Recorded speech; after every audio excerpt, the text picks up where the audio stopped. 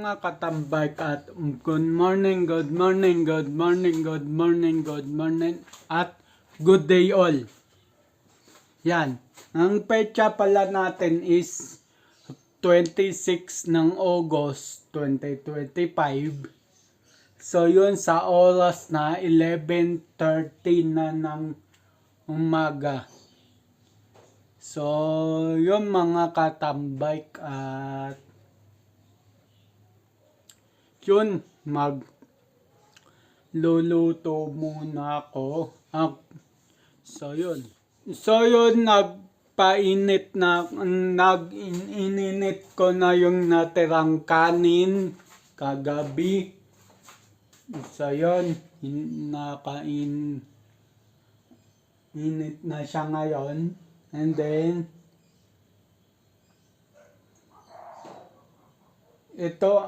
ito ang sabaw ko ngayong tanghalian, itong noodles. Ito lang ulam ko kasi itong nasa ref, walang laman ng ref. Yung ito, dessert to, yung mango float. Ito naman, so,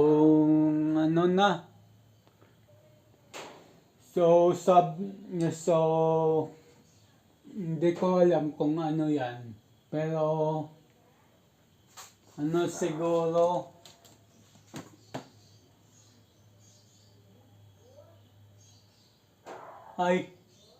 ito yung kinain ko yung nakaraan eh. Ako kasi pagka kumain na ako ng isang bagay na yon, hindi ko na uli kinakain. Hinahayaan ko na lang. So, magluto ko ng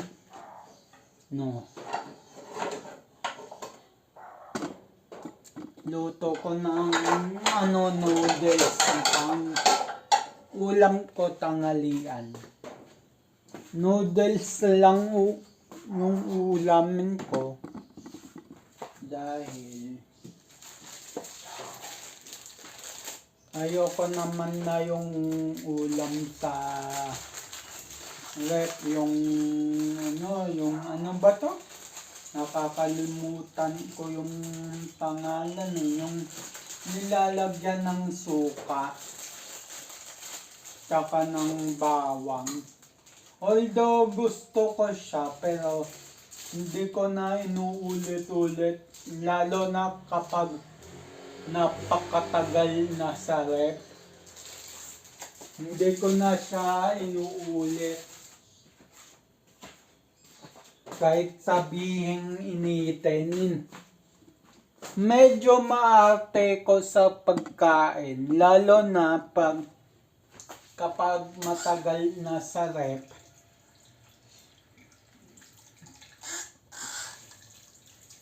Okay lang 1-2 araw sa rep, pero sabihin na natin 1 linggo sa rep, ibang usapan na yon.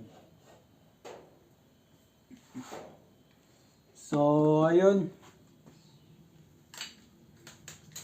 baka gumana to. Minsan natsatamban eh.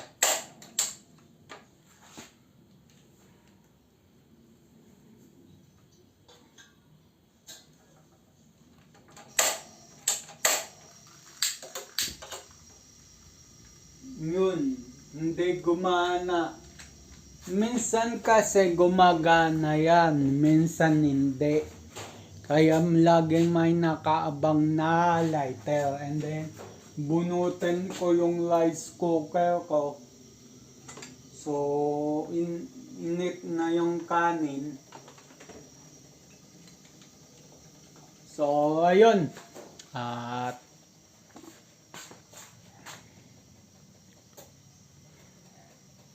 mamaya na ako magsasandok. So yun mga katambay, nakita ko pala dito. Ito pala favorite ko, yung 555 sardines. Hoy, Hindi tayo sponsor. Pero baka naman, joke lang. So, yun sa nauna ulamin ko, yung sardines. Pero bukas na lang yun. At magluluto na lang ako ng nag-iisang Lucky Me Beef. Pang sabaw. So yun, nahihilig ako sa may sabaw. Lalo na pagka mainit. So yun. So yung mga katambike is kumukulo na siya. Gagawin ko lang is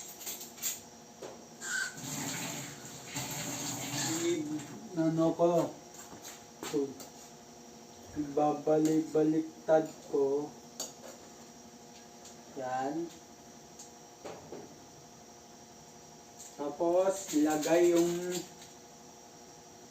yung seasoning.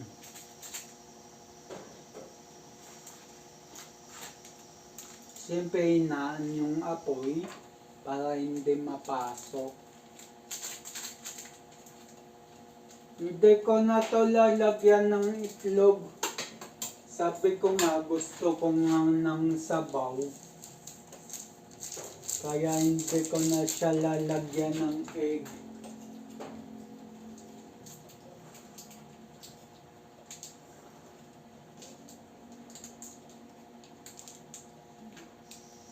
Sangkulo na lang to tapos tama na yan.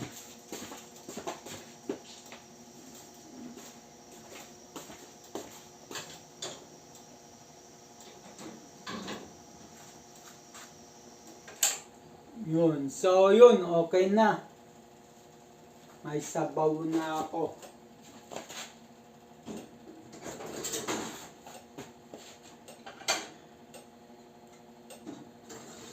So, dito ko ilalagay sa transparent.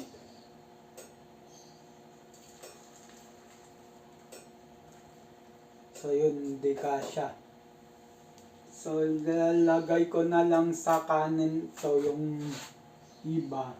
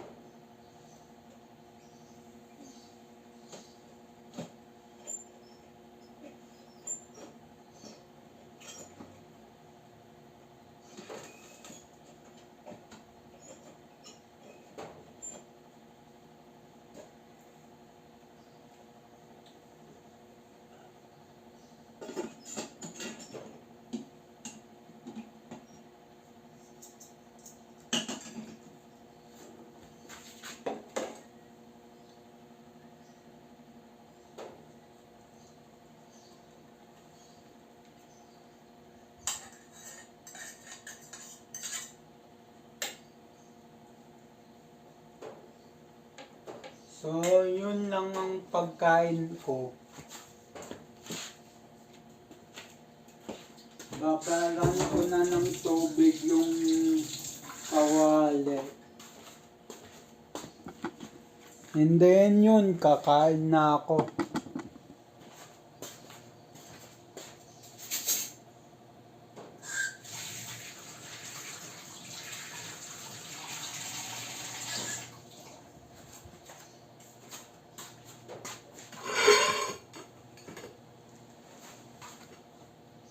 So, yun.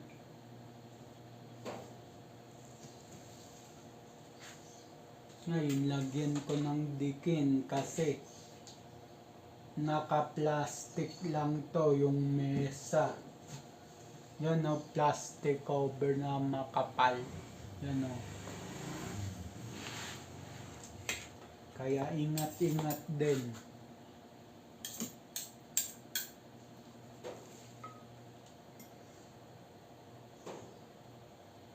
Tikman ko muna yung kanin.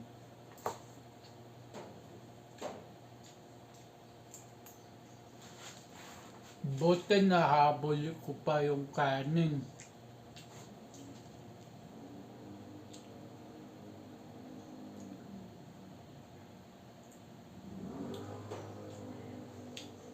Yung matira doon sa aso.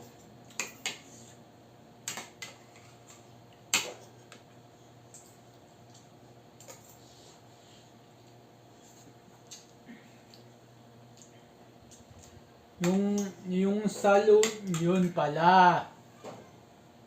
Ang ulam kanina ay yung ulam pinakita ko sa inyo sa saluyot. Napakatagal na sa rep. 1 linggo na sa rep. So ako, hindi na ako kumakain ng ganun kahit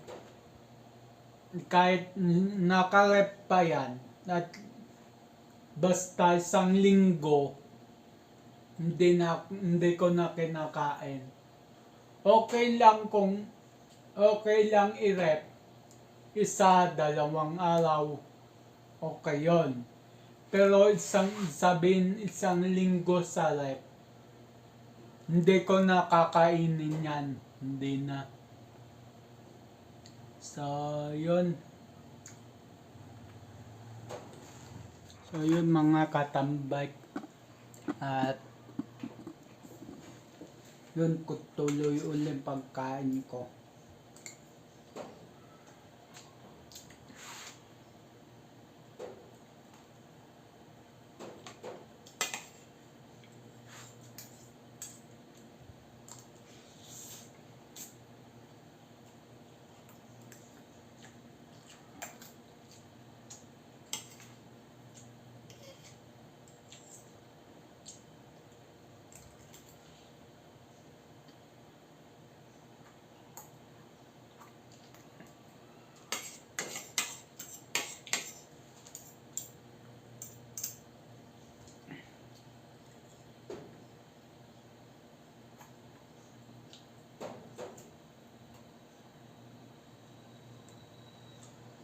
At saka sa sitwasyon namin ngayon,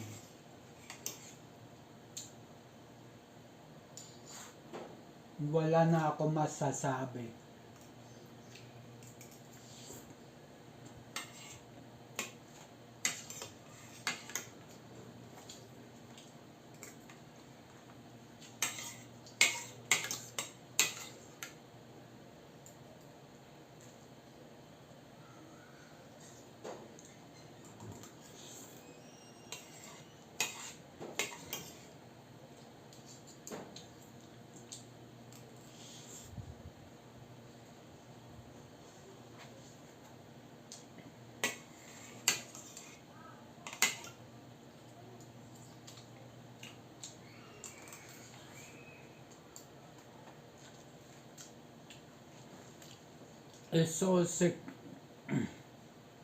So siguro pag naubos ko yung kanin,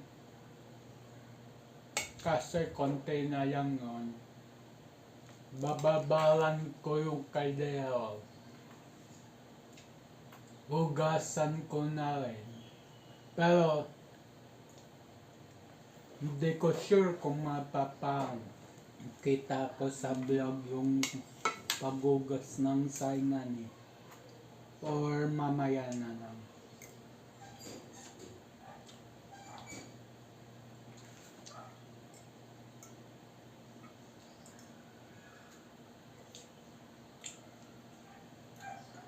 So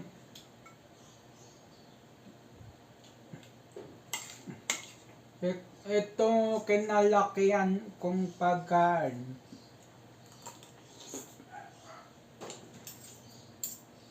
Minsan pa nga, Mang Tomas, binabawag sa kanin. Ulap na yun.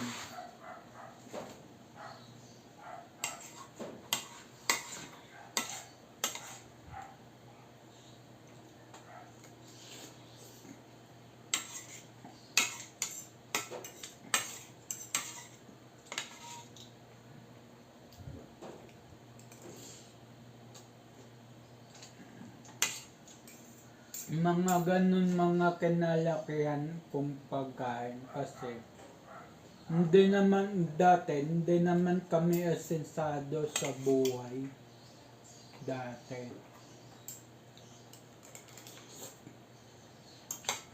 Ang kwento nga ng lolo ko sa akin, ng lolo tuloy, ng lola sa akin. Nung bata pa raw ako, both parent ko nagtatrabaho. So sa hina ng kita, nag-abroad yung tatay ko sa Saudi. Bilang hindi ko na matandaan anong trabaho ng airpat ko dun eh. Yung sa gumagawa ng mga malalaking galon ng tubig, yung mga galon na binabaliktad sa water dispenser. Iyon ang trabaho ng tatay ko sa Saudi.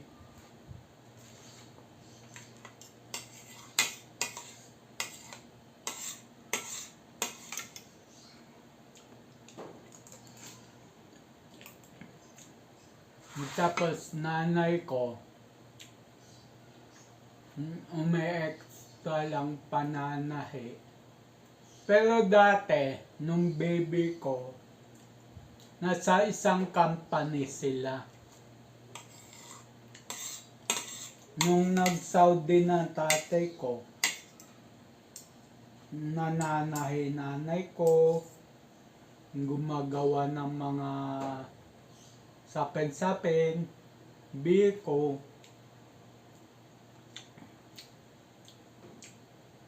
Dati nung nung malakas pa yung mata ng nanay ko.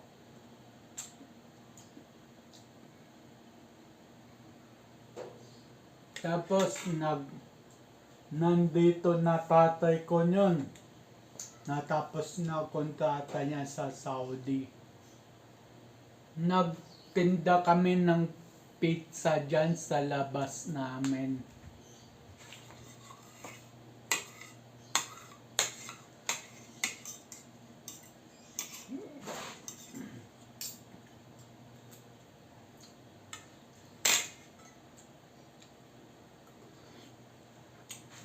So yun, ubusin ko na yung kanin.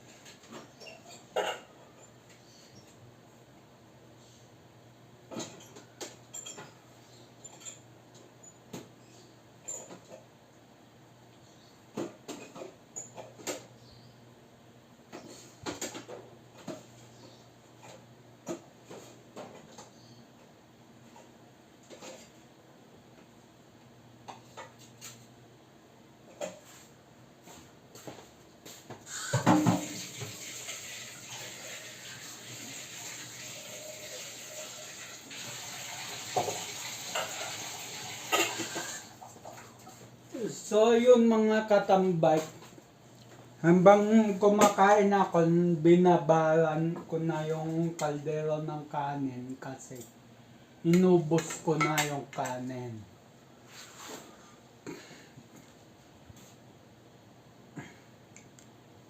So ako lang mag-isa rito,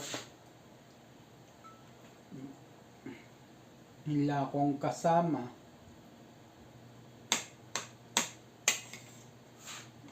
Pero hindi naman ako nag-aano dun.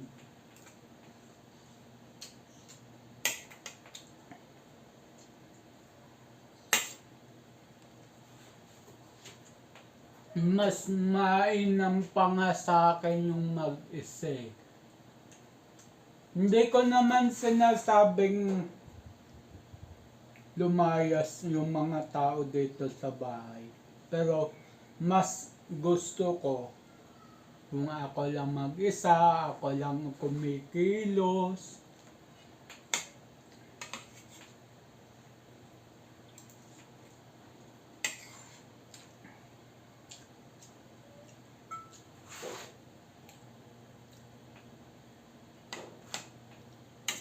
bibisitahin na lang nila ako kapag kailan nila gusto.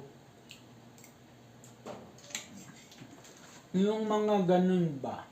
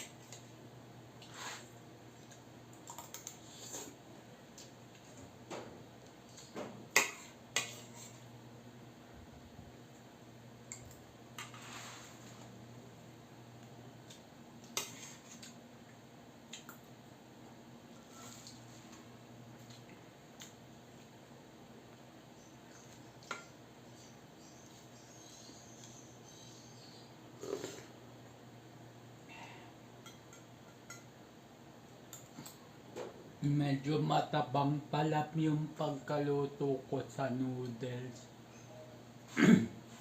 Pero okay lang yun. Mas bet ko ngayon matabang kaysa sa maalat. Wala akong sakit Pinangingatan ko lang sarili ko kasi hindi na ako bumabata. 33 na ako. So, hindi na ako bumabata.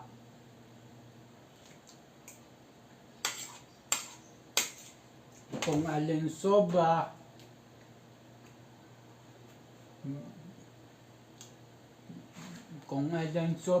tigil.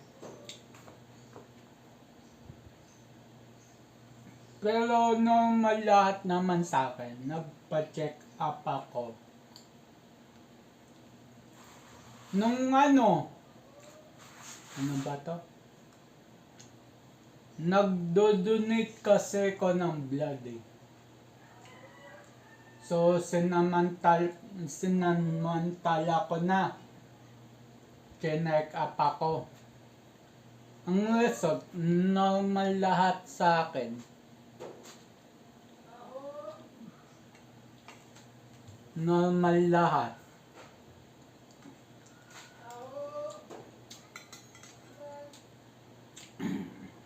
Yung alat ko, yung sugar ko, yung basta normal lahat sa akin.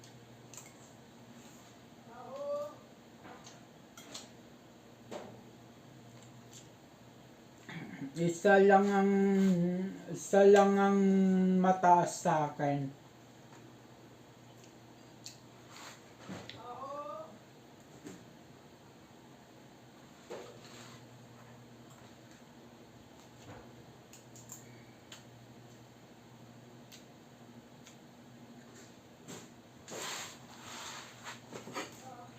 Nabanggit ko na yun sa previous vlog ko. Isa lang ang hindi normal sa akin. Yung white blood cell. Sa mga supporters ko dyan, pa-comment na lang po dito sa akin kung saan ko nakuha yung mataas kong white blood cells.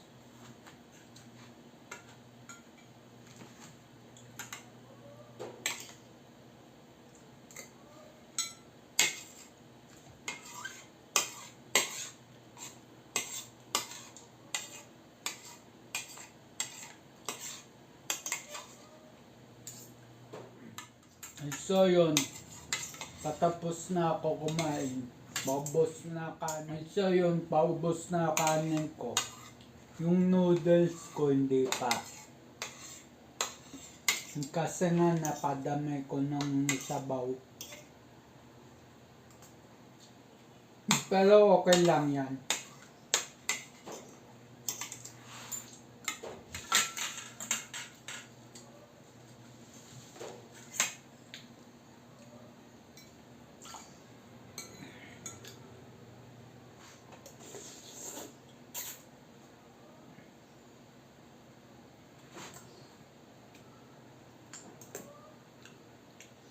Ayun pala, napunta sa noodles yung medyo alat.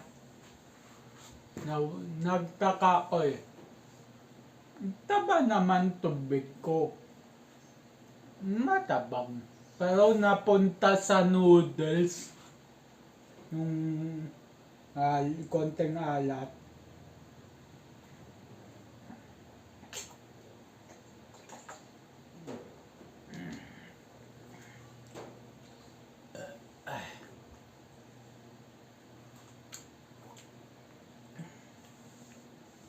So, hugasan ko na lahat, pati yung pinagsasaingan, hugasan ko na rin. Tapos na ako.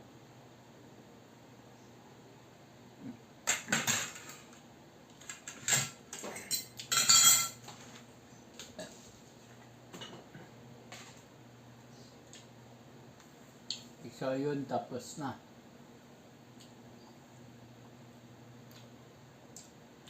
So, siguro, pagka nagka-budget uli ko, magpa-check up ako para sigurado. Wala naman akong sakit. Wala naman ako nararamdaman. Pero gusto ko makasigurado.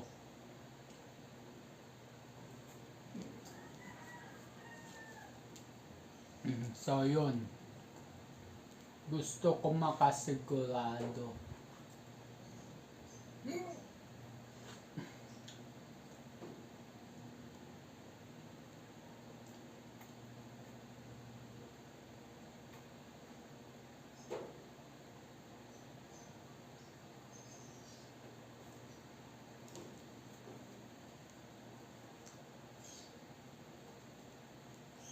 So, may sinubukan ako one time.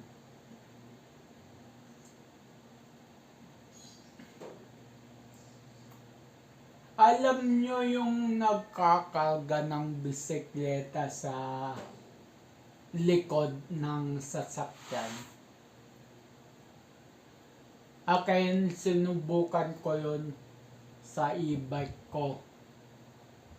Kaya naman siya kung kaya. Kaso yung bakal na pinagkakapitan, bumigay. So sabi ko, negative. Hindi naman pwede doon nakatayo sa loob kasi masisira ng pedal yung upuan ng e-bike.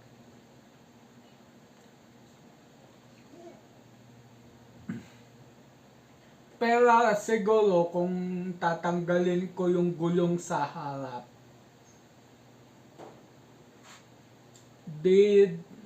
quick release tong gulong kasi ng bike ko sa harapan eh. Yung likod, pinasadya ko talagang hindi quick release. Kasi nandun lahat ng bigat eh.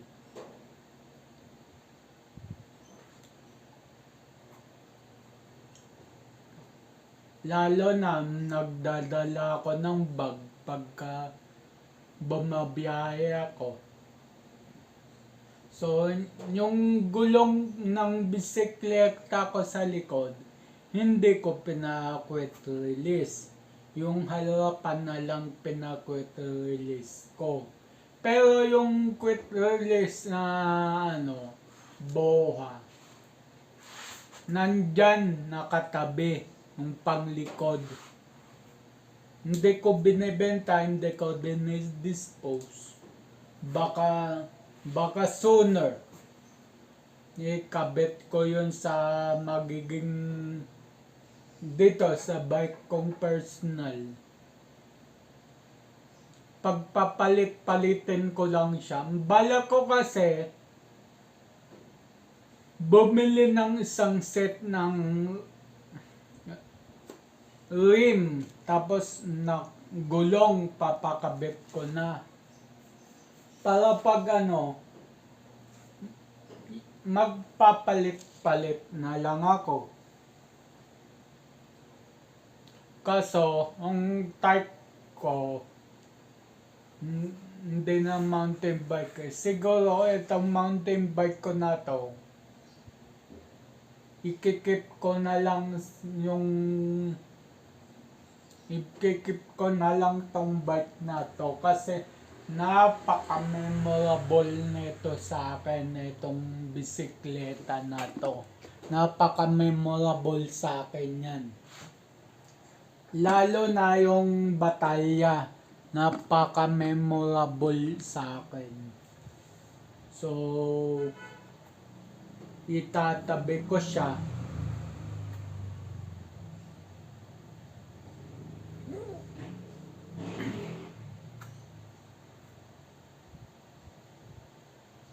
So, yung manibela niya, hindi na original ng batalya. So, naputol kasi yun eh. Alloy kasi yun yung manibela ko.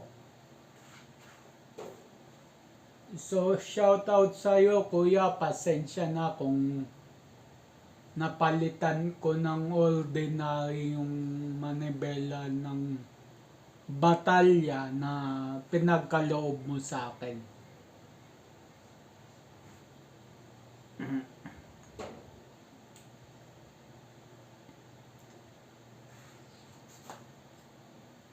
At unang-unang pasasalamatan ko nasa taas ating Panginoong Hesus kasi ginawa niyang instrumento kasamaan ko si kuya para maibenta ng mura sa akin tong batalya. Halos pamigay nga lang presyo ng batalya eh. So binihisan ko na lang, pinaganda ko. Ngayon, ganyan na siya.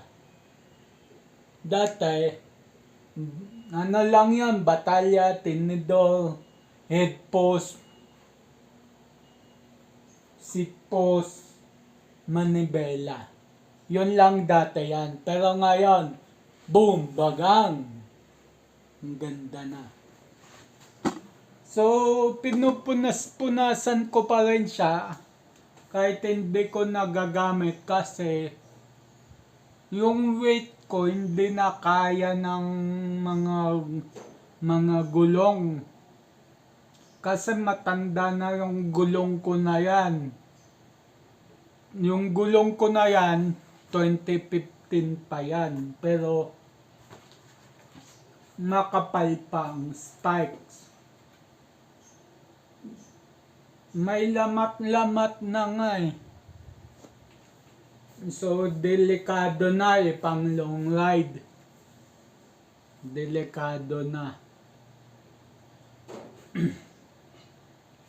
Leo tire naman siya. Pero, nag-aalala ko, baka sa gitna ng daan, masiraan ako ng gulong. So, pag may budget, bibili ko ng bagong gulong. At itong gulong na to, itatabi ko na lang. Remembrance.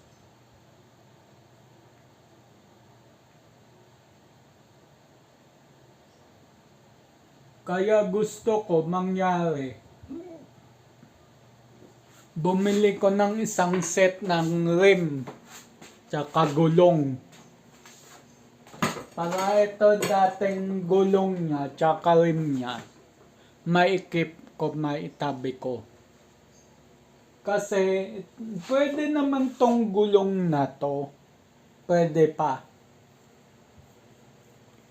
Kaso bukod sa expire na, may lamat na siya.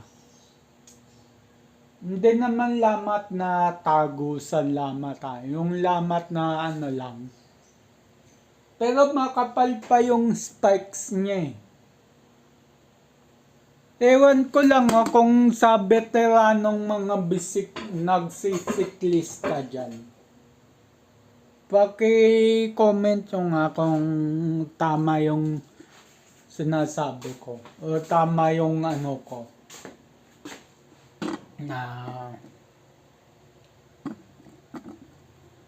yun na nga. About sa gulong ng bike. So ayun. Ulong lang muna ako.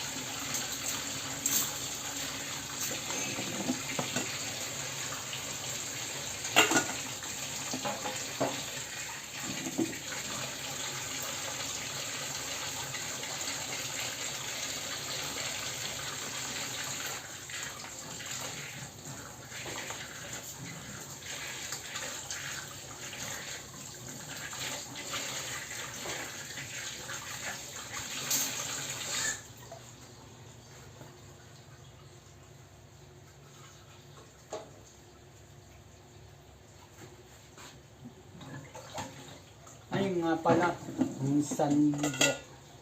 Ay nakuha ko na pala. So, ito punuan ko ng tubig. Mamaya ko na lang hugasan. Kasi matigas pa yung butil-butil ng kanin eh. Natutong kasi. Mamaya ko na hugasan yan.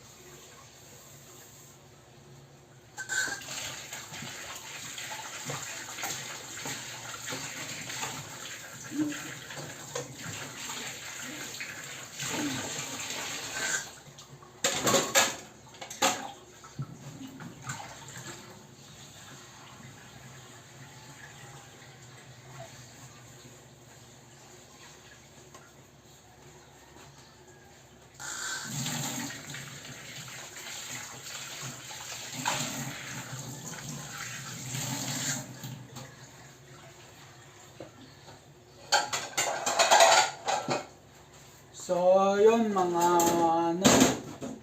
So, yun mga katambay, tapos na ako mag-urong. Tapos na ako magtangalian. And then, tapos na ako mag-urong. So, dito na ako magpapaalam. So, yun mga katambay, abang na lang sa next vlog, next upload. Ang oras natin ay 11:15 na ng umaga sa petsa na 26 ng August 2025. So yun, just always keep safe, God bless, and then Bye-bye. Matthew 21 verse 22, pray, believe, receive. So, ayun. At bye-bye.